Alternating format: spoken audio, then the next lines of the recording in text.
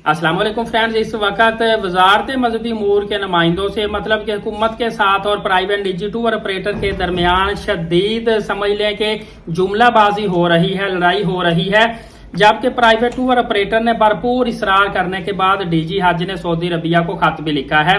Private tour operator का कहना है कि अब मामला बहुत दूर निकलता जा रहा है और बहुत ज्यादा हज अदा करना मुश्किल होता जा रहा है और यह भी हो सकता है अगले साल कोटा कट कर लिया जाए। इस वजह से वजीर आजम साहब को भी कहा है कि आप इंटरफेयर करें, सऊदी वली अहद से बराह रास्त खुद बात करें, इंसानी हमदर्दी की बिना पर हमें वहां पे जगह लेके दे और प्राइवेट जो आजमीन हुज्जाज कराम है इनको इसी साल हज करवाएं।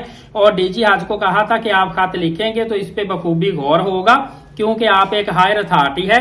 तो डीजी हज साहब ने खत लिख दिया है जिसमें बताया गया है कि प्राइवेट हुज्जाज कराम का 95 अरब रुपया सऊदी अरब में पहले ही पहुंच चुका है।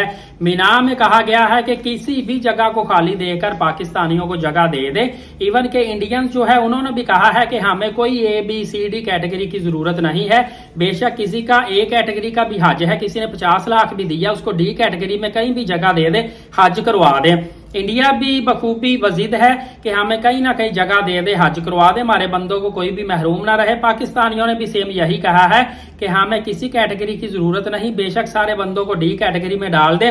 मनाम में जहां भी आपको जगह खाली मिलती है वहां पे फौरी तौर पर कैंप लगवाएं और पाकिस्तानियों को वीजे खोले और इनको सऊदी अरबिया फौरी ले जाएं क्योंकि पीछे वक्त बहुत ही कम रह गया है। और खत में एक बहुत बड़ी बात की गई है।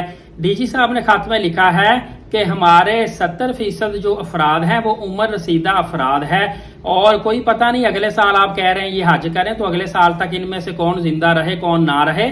हज एक बहुत बड़ा मजहबी फरीजा है, इसको अदा करने के लिए इन तमाम महरूम रहने वाले उम्र रसीदा हुज्जाज कराम को और जितना भी प्राइवेट कोटा है तमाम तार को इसी साल मौका दें ताकि ये तमाम आजमीन ये फरीजा हज अदा कर सके, इंसानी हमदर्दी की बिना पे मौका दे दे।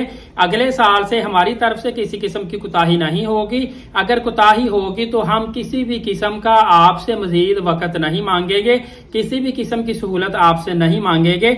इसके बाद सऊदी अरबिया ने सिर्फ इतना बताया है कि हमने एक खुशखबरी वाली ईमेल सेंड कर दी है।